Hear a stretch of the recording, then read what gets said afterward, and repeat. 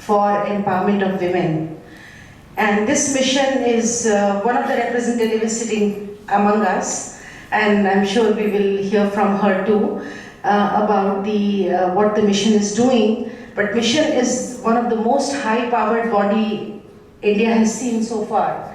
We have 9 cabinet ministers as member, 2 chief ministers as member, and also, of course, some of the very few select have been picked up from the civil society to be member.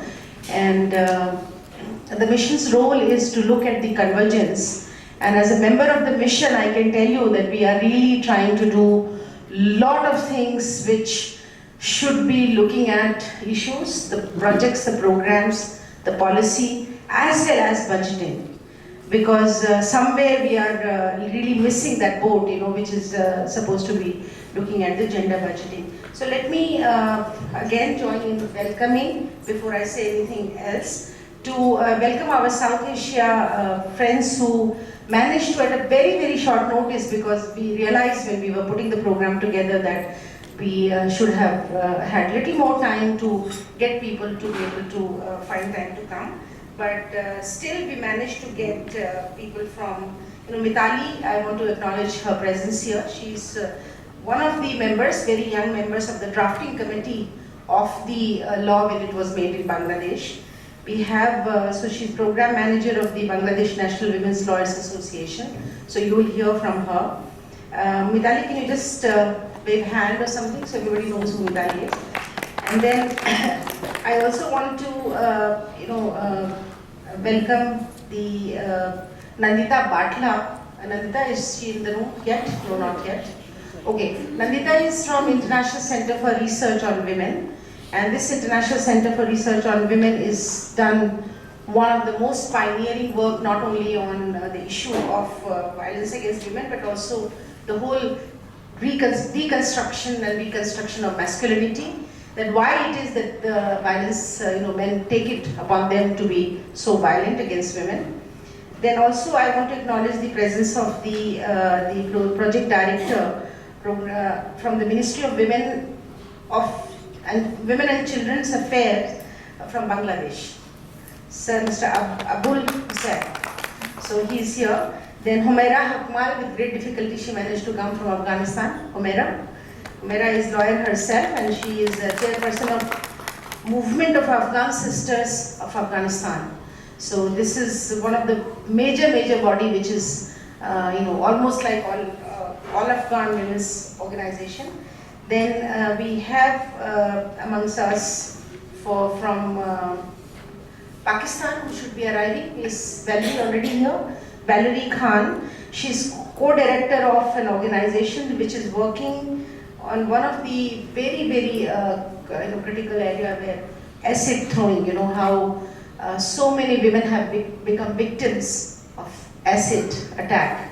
And Valerie is working on that. Jyotsna Roy, she's director of CE and CEO of Tara India. And at the moment she's our expert from Maldives, and also she's working in Bhutan. So we have the presence of, and also I want to acknowledge the presence of our Finsu from Bhutan. She is the Executive Director of National Commission for Women and Children of Bhutan. So I think I don't think I have left any international. Of course, our all Nepali friends who are here, who have, who will be speaking on different. Ramesh is speaking, Ramesh Thakal. I think this is not here yet. And then we have Surya Prakash Koirala ji. We have each session we will have some or the other representation from Nepal. Kiran Rupa Kheti, Under Secretary of Women and Child. We are extremely glad and we are extremely happy that the Prime Minister's Committee members could join in this, because the region, I was just recently in one of the meetings in Vienna, which is looking at the convention that United Nations drafting at the moment, and this convention is called femicide. So we all know homicide, we all know murders, killings, but killing of a particular sex of women, sex that is the women, the gender, killing because you are a woman.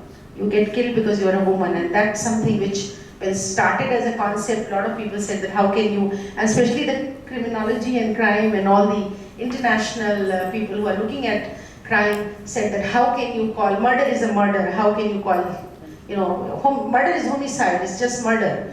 Killing in the other person is a murder, but how can you call murder as femicide?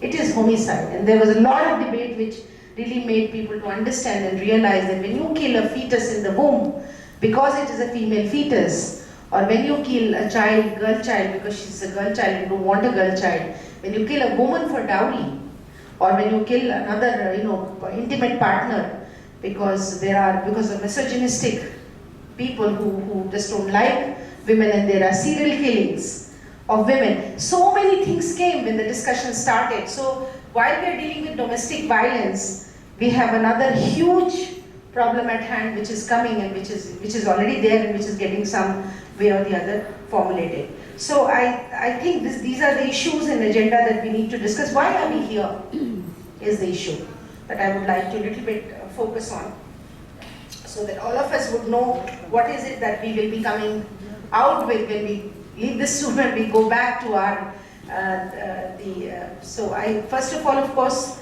as I said, that this is the regional consultation.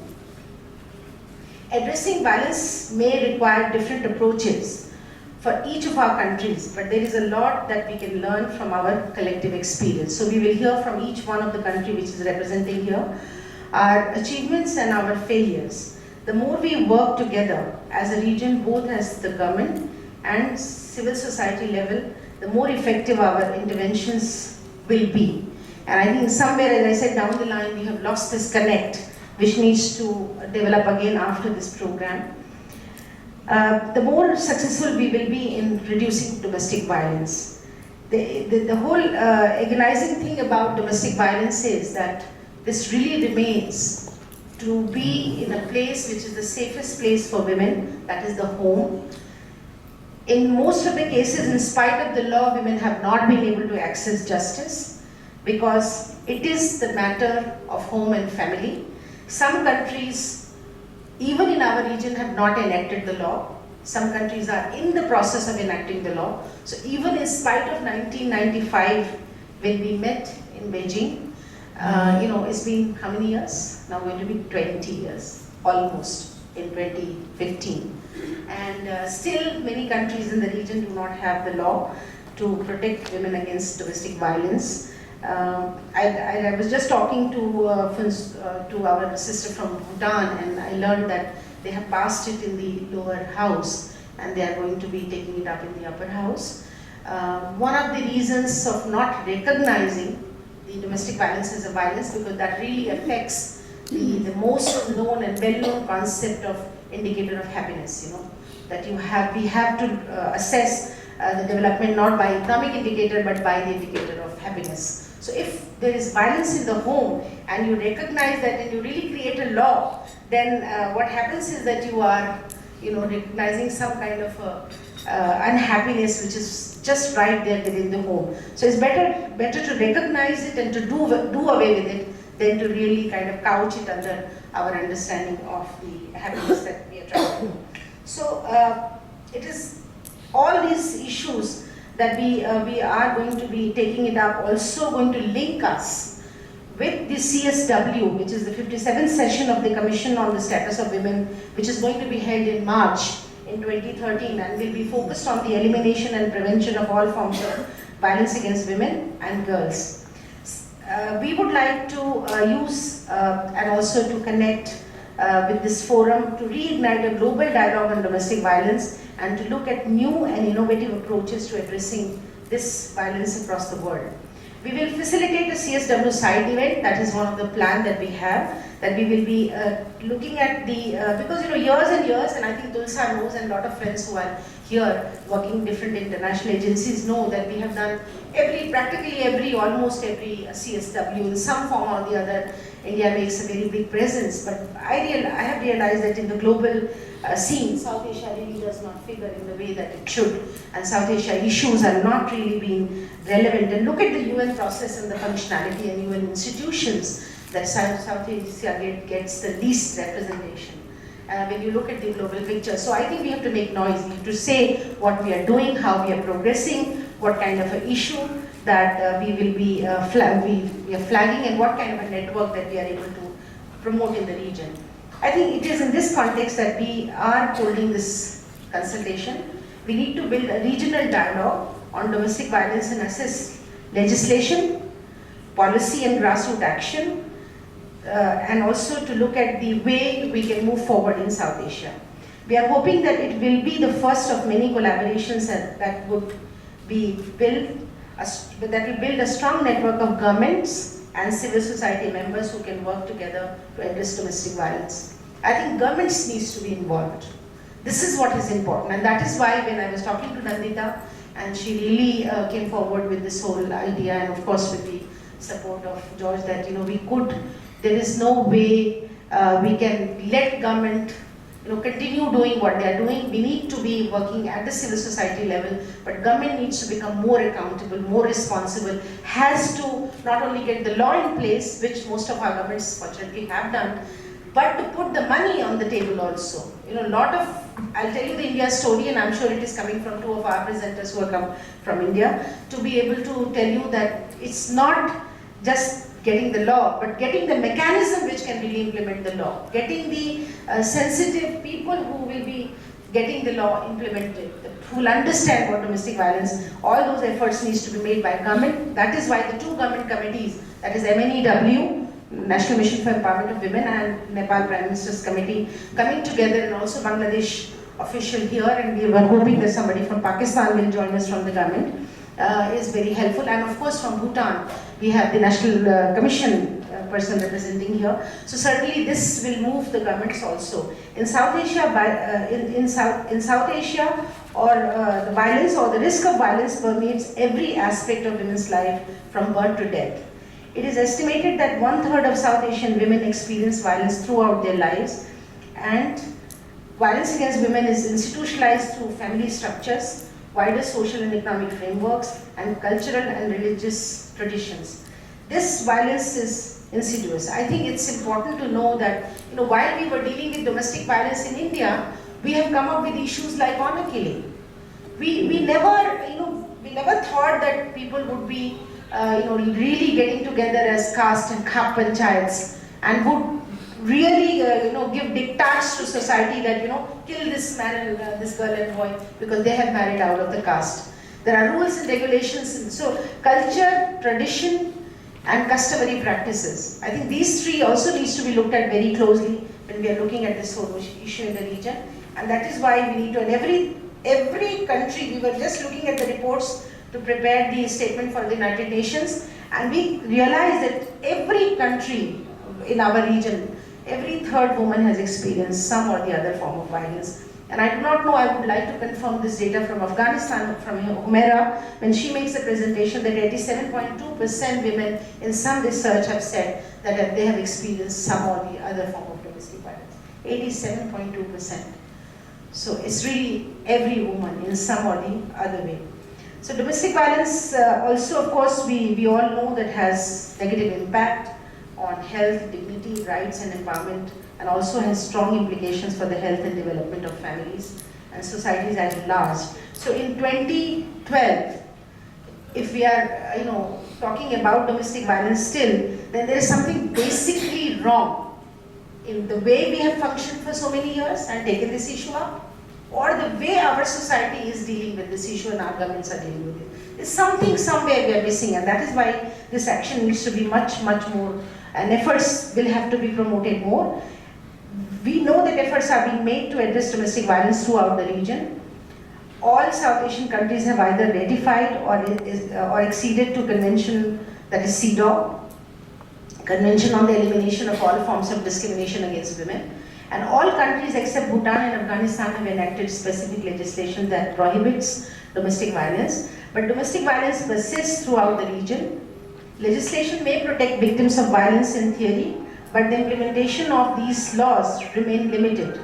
In many cases, this legislation is ineffective in preventing violence, and a lot of perpetrators of domestic violence are not persecuted. This is another very major issue in the region that we have to look at. There are several reasons for domestic violence in is ineffective throughout the region. In many cases, police and judicial personnel are not aware of or do not fully understand domestic violence legislation. When we started the training of Indian judiciary and Indian police officers, the magistrate, the judicial academies, we had a lot of discussion, and we realized that even our judicial officers were not aware of the law when it really was enacted and put into practice. So I think this must be the issue in every other country I can understand. Most cases, policies and protocols for responding to domestic violence have not been developed, leading to reports of domestic violence being overlooked. And this was, of course, this also came forward from Staying Alive report, which was prepared by the Lawyers Collective. The failure of the governments to allocate resources for implementing domestic violence legislation and developing strong programs for addressing this violence means that legislation is largely symbolic and is not able to actually reduce domestic violence. A lack of commitment to addressing domestic violence at the political level is evident right across the region. Lack of political will, we always say, is one of the biggest impediment in getting this menace eradicated from our continent. Preventing substantive action to address domestic violence, little data is collected. Now even today, there is so much of investment has gone. This is one thing really amuses me as a person who's been in the women's movement and women's rights for past 30 years. That till date, in spite of all the effort, we do not have sex disaggregated data on many of these issues. Just the other day we were talking about it in India, and we were talking about issue of trafficking. How many of us really know in actual, counted heads sense and census sense that how many women are really engaged in trafficking? How many gangs are operating in the region? There was one effort which was to map this by Indian Human Rights Commission, and that effort also is almost a decade old now. So in 1 decade, what has really happened? Some people say there are 3 million women, some people say, they talk about in Indian context 2.5 million, lakhs of women are being trafficked from Nepal to India, from Bangladesh, but really actual estimation with all our technology, research possibility and everything has not been done in the region. So the story of domestic violence in the real sense. Now little data is collected on violence against women, which makes it difficult to establish the actual prevalence of domestic violence and to allocate appropriate funding to prevention and support programs. Governments are also failing to address patriarchal, cultural and social structures that are widespread throughout the region, and efforts to promote gender equality are also insufficient. Governments must be held to account for their failure to effectively address domestic violence and ensure women's rights are upheld. Furthermore, efforts must be made to encourage and support governments to develop effective and comprehensive approaches to violence against women. I think we have 4 suggestions which network can take up and follow once we agree upon something, which will be tomorrow when we discuss the issue, which is increasing funding for domestic violence. Support to build the institution. Every country we should make an assessment. How much money has been put by the planning commissions of our country and by the government to create the infrastructure, to create the mechanism, to be able to train the people and to be able to get justice delivered to women. Also support the women victims of domestic violence. So we are asking for more funding for domestic violence. I think I want really to underline this, to everybody to note this, that we are within the country and also in the region, we will be lobbying, actively working and supporting more funding for domestic violence. Second thing is also to develop and implement legislation. The countries which are not having the legislation, since Bhutan has already moved on, now only Afghanistan is the only country, and we'll extend all supports to sisters of Afghanistan to actively work. And I would also appeal to all the donor agencies and all the support agencies to ensure that Afghan women are supported to get the law on domestic violence passed. And also the government is, enough pressure is put on the government to get the law passed. This legislation will send a message to communities that violence within the home will not be condoned or tolerated. As we have seen throughout the region, the development of this legislation is not enough to prevent domestic violence. Governments must allocate resources for the implementation of domestic violence legislation and develop mechanisms for monitoring its implementation to ensure that programs and initiatives are actually reducing domestic violence. And third very important thing is build the capacity of law enforcement agencies and judiciary. I think we assume that they will be sensitive, we assume that they will deliver justice, but even when the Indian law stipulates that justice should be delivered within 30 days, 60 days is the maximum time given. I do not know if we can say any case in that sense gets judgment within 60 days. There are cases which are waiting and pending in the courts for 3 years. So a woman who does not have wherewithal, means to survive, does not have a place to live, does not have any support system, she is supposed to go to court, fight the case, go on for 3 years and live in the same situation as she was. So what kind of a law justice system? So I think that is very important to build the capacity. So please put your investment and your money into building the capacity of law enforcement and judiciary. Governments and the civil society organizations, women's organizations should provide capacity building for law enforcement and judicial agencies to ensure that all personnel are informed of domestic violence legislation and that protocols are in place for responding to case of domestic violence. We would like to hear, we've heard a lot about experience of Bangladesh, so we would like to hear in which way they have been able to make it more proactive approach.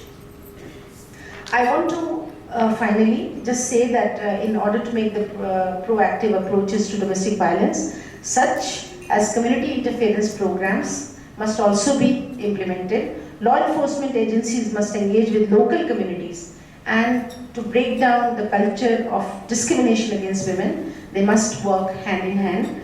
They must educate communities on women's rights, domestic violence legislation, and how to respond to cases of domestic violence.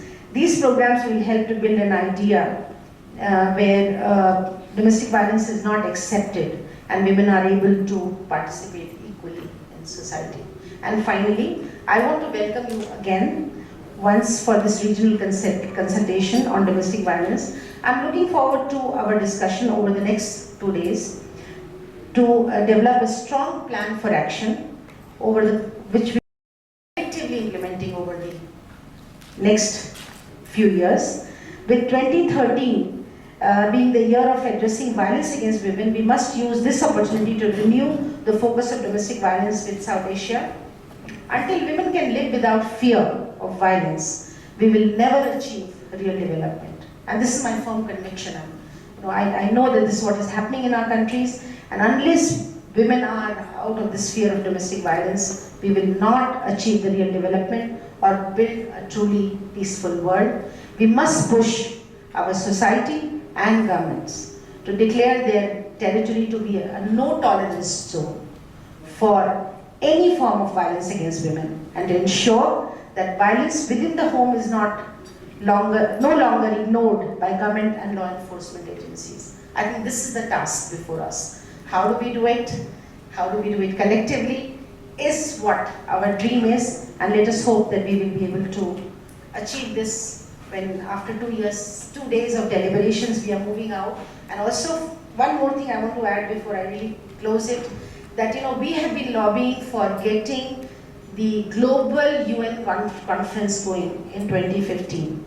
You all know that since Beijing, there has not been a single effort where globally women have met at least once, even if not to create a platform for action, because a lot of women I have met globally are saying that our agenda will be pushed back, and there will be a lot of people who will start pushing their own agendas, and we will lose our gains we have made during Beijing conference. I think it is important to not get fearful and worried about that our agenda will get pushed. But we need to really work together to get this conference going, because we need the global nations to know that where we are in terms of getting political representation, where we are in terms of getting our laws in place, in getting the employment, in the work.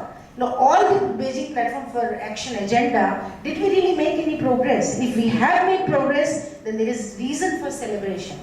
If we have not, then we need to worry, because it's been almost 2 decades that we have really not committed as society, people, government, to promote women in terms of living a life of dignity, safety, and also of really some kind of participation and contribution that women can make to our democracy. Thank you very much.